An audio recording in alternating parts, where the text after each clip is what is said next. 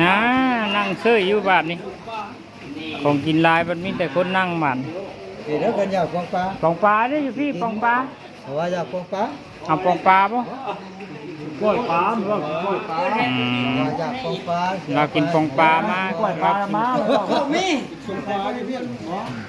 กินก้อยปลามาแล้วเราอิ่มแล้วเรากิน มันยางข้างคิดน้องนั่นได้จีไม่ว่าไหนนั่นได้จีบุ๊กไปข้างมานั้นคอยเอาก็คอยมือเด็กเว้นมาจากไหนเอาคู่มาใช้ช่วยคือเขาดีด้วย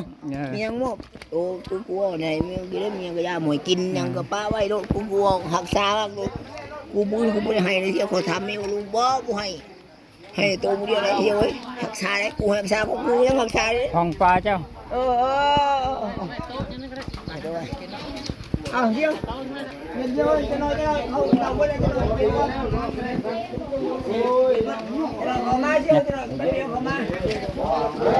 เดียวเย็นมาจ้ะเย็นมาสองคนเย็นมาบ่มันคู่ยาดูว่ามู่กับยาเลยกินแต่สองคนเท่ามันนี่ดูได้แต่สองคนมู่คือกันนะตัวนี้มันหาวพูดมาบ้านสองคนแล้วนี่เขาชุบบอกว่าในปลาบนปลาไผ่บอกเอาเชี่ยวเอาเขาที่นี่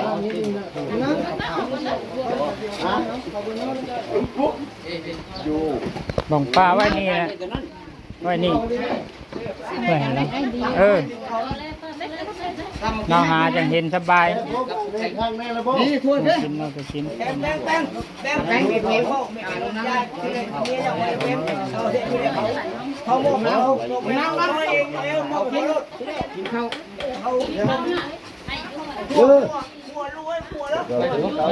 เจ้ามาคั่วพวก เขาบอกได้จังบอกเล่นทำแล้วตื้น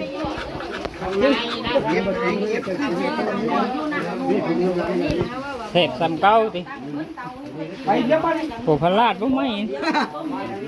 เอาเดียวมึงโตไปได้จองเรื่องมึงว่าบางทีบ้านบนโต๊ะบนมีสัญญาณบนโต๊ะโตไปกันโตไปได้กันยันโต แม่ละตัวเป็นโท กันชดใจโตตลอดอยู่ไล่มือพ่อเชียร์มึงก็ชดใจกูตุ้นไอเห็นกูกูบ่เราบุกบ้านเมื่อเขาบอกพ่อเขาก็มาเอา ใช้แต่ จักเพียงของเชี่ยวนี่บ้างเพียงควางไงเอ๊ะมันตีกันพอดีบ้างกันเอามันบ้างมันนี่โอ้พลาดเลยก็คักแล้วเนาะย่างไว้นั่นจังหน่อยก็พลาดแล้วนี่หาย่างไว้หลายบ่แม่นบ่ลูกเคยรักข้ากินเบิดแล้วบ่ซื้อ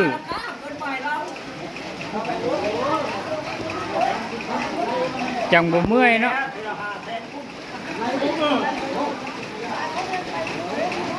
มันจังบ่เมื่อย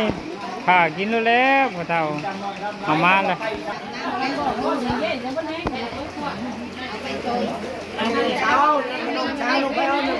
จักบ่มีดิบพี่ครัวยังบ่ได้ครัว